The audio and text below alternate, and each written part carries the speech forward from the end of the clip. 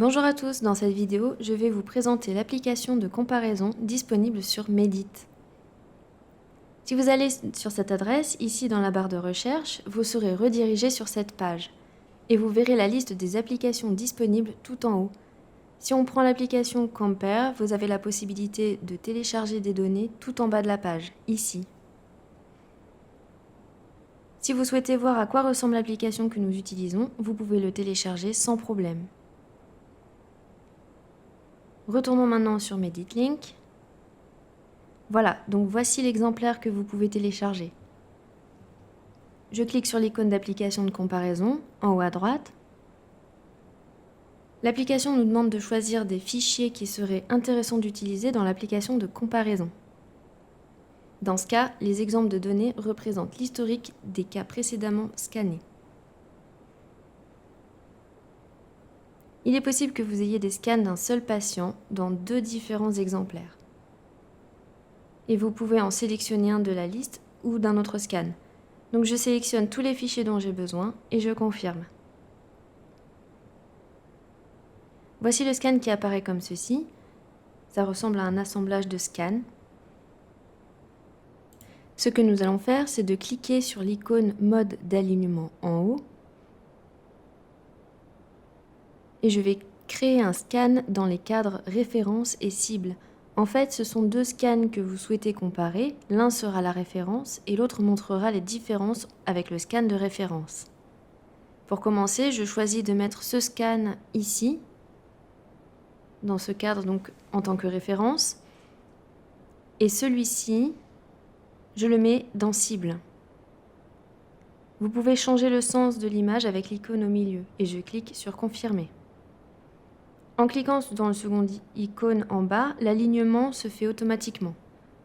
Vous pouvez également changer l'alignement manuellement en utilisant cette icône et positionner les lignes comme vous le désirez ou en cliquant sur les points correspondants.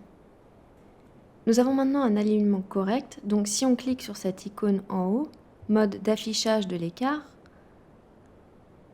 voilà, comme ceci. Cela nous montre les écarts entre les données cibles et références alignées par une carte de couleur. On voit bien sur cette partie de la mandibule qu'il y a un écart. Et vous pouvez remarquer sur cette échelle qu'il manque beaucoup de matière. C'est ce qui apparaît en fait en bleu. Et toute la partie en vert montre que les données entre les scans sont identiques. La petite partie en rouge que l'on voit sur le côté du scan montre également un écart entre les données.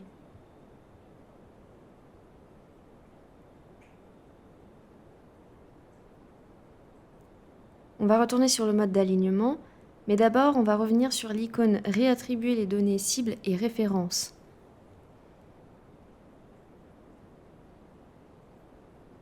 J'intervertis les scans et je confirme. Désormais, la cible a été intervertie et nous retournons dans le mode d'affichage de l'écart sur la barre du haut en deuxième icône. On peut voir que sur cette superposition, il y a plus que 3 matériaux, si nous les comparons au scan d'origine.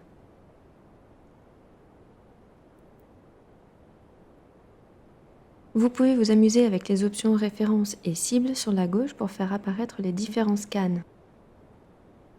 C'est l'une des options que nous retrouvons dans cette application de comparaison.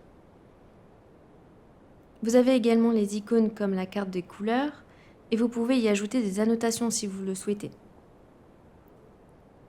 Si nous passons à l'étape suivante, vous avez une icône pour la mesure d'irrégularité.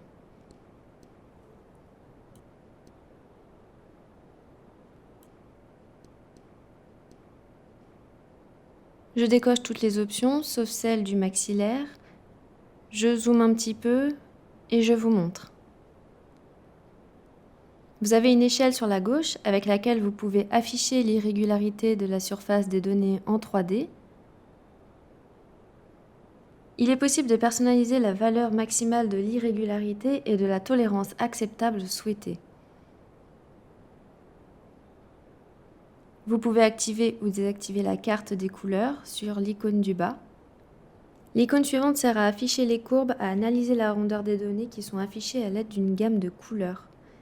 Je clique dessus pour avoir un aperçu et voici le meilleur moyen de visualiser les courbes. Les parties en rouge représentent les courbes en relief et celles en bleu représentent les courbes gravées. La valeur minimale négative est en bleu et la valeur maximale positive est en rouge. On a un bel aperçu de représentation 2D dans un environnement 3D. Ici, c'est la barre de résolution. Vous pouvez l'ajuster avec le curseur, comme ceci. J'aime vraiment le rendu. On voit très distinctement tous les détails, comme ici, avec les rainures sur les dents.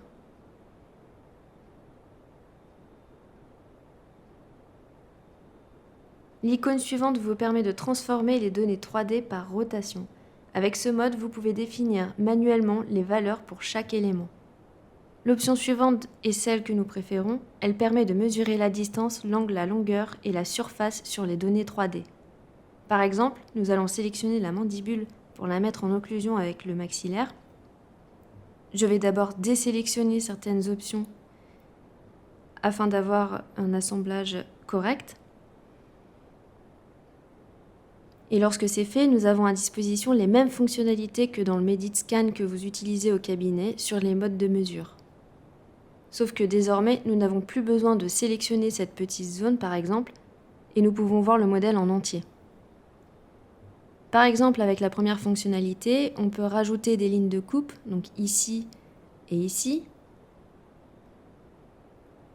En parallèle, je peux décocher les données de la mandibule et du maxillaire sur la gauche afin d'avoir un aperçu sur les lignes de coupe. Dans la fonctionnalité voir perpendiculairement à la ligne de coupe, on clique sur la ligne souhaitée et le logiciel va zoomer d'un bout à l'autre de la ligne sélectionnée. Je tourne un peu pour regarder le résultat et on va s'occuper de ce coin-là. Donc une fois que vous avez les lignes de coupe positionnées comme vous le souhaitez, vous pouvez utiliser les autres fonctionnalités comme mesurer la distance d'1, 2 ou 3 points par exemple. Mesurer l'angle entre les lignes à partir de 3 points, donc un ici, un là et un autre là, voilà comme ceci.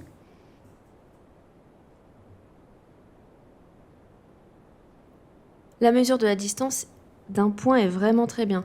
Elle mesure la distance d'un point le plus proche au point opposé. Ah, si je me rapproche, on voit le résultat pour les points de ce segment. Dernière icône en haut, vous avez des outils supplémentaires et tout comme sur Medit Link, vous pouvez utiliser le mode de sélection polyligne et la sélection pinceau afin de sélectionner ou supprimer des données. Cette application de comparaison est vraiment pratique si vous avez un patient souffrant de perte de dents et que vous voulez lui montrer l'évolution de sa dentition sur cette application en comparant des données récentes avec des données plus anciennes de plusieurs mois ou d'1 an. Cette vidéo est désormais terminée, j'espère que vous aimerez cette appli autant que nous et je vous dis à bientôt dans une prochaine vidéo. Merci pour votre visionnage et n'oubliez pas de vous abonner.